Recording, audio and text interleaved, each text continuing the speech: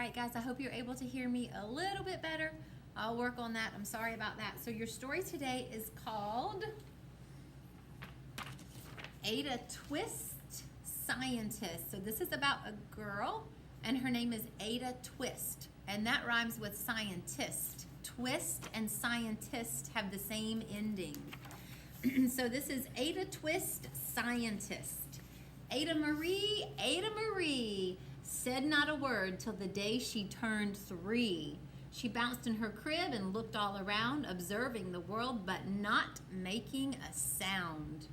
She learned how to climb and make her big break with a trail of chaos left in her wake. She ran through the day, chasing each sound and sight, and didn't slow down till she conked out at night. I think that's her brother. That's a picture of her brother. He's got his pajamas on. Her parents were frazzled, but tried not to freak as Ada grew bigger and still did not speak. Clearly, young Ada, with lots in her head, would have something to say when it ought to be said. So they're worried. They're worried because she's not speaking yet.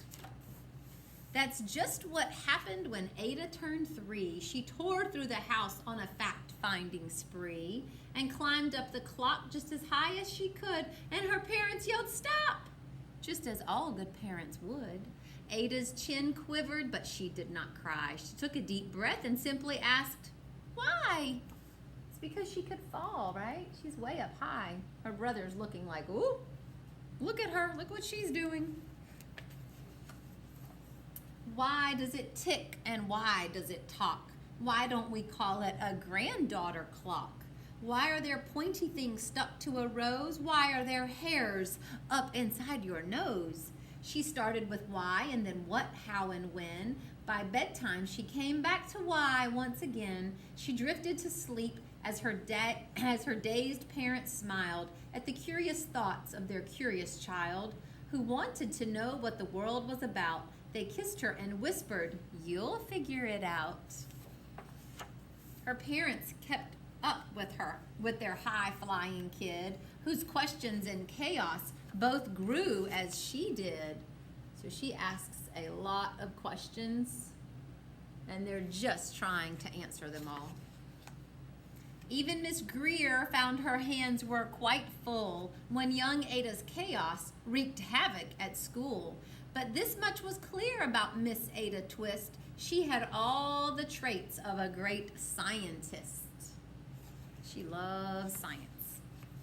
Ada was busy that first day of spring, testing the sounds that make mockingbirds sing, when a horrible stench whacked her right in the nose, a pungent aroma that curled up her toes. "Zowie!" said Ada, which got her to thinking. What is the source of that terrible stinking?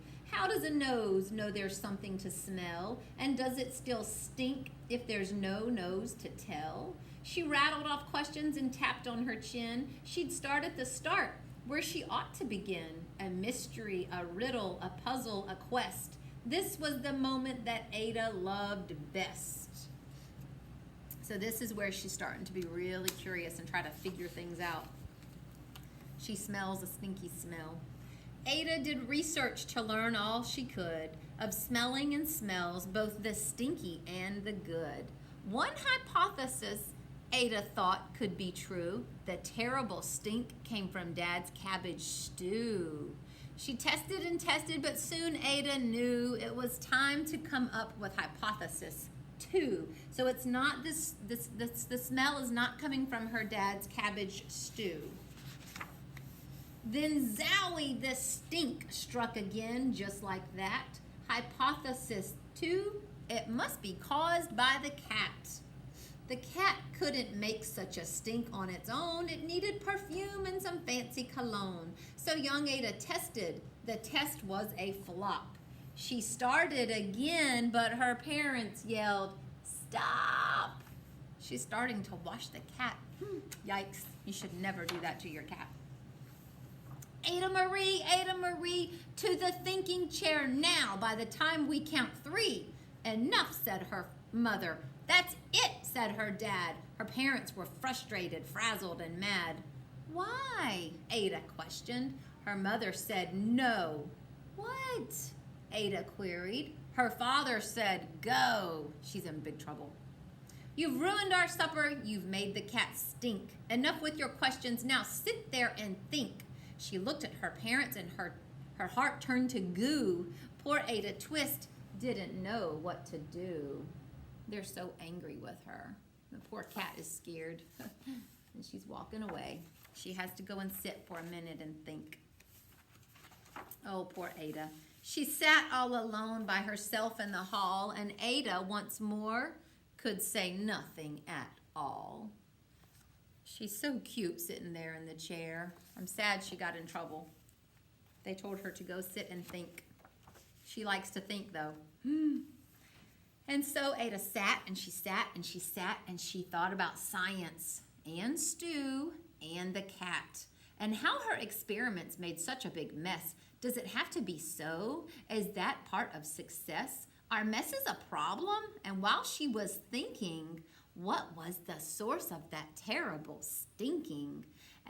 Ada Marie did what scientists do. She asked a small question and then she asked two, and each of those led her to 3 questions more, and some of those questions resulted in 4. As Ada got thinking, she really dug in. She scribbled her questions and tapped on her chin. She started at why and then what, how, and when.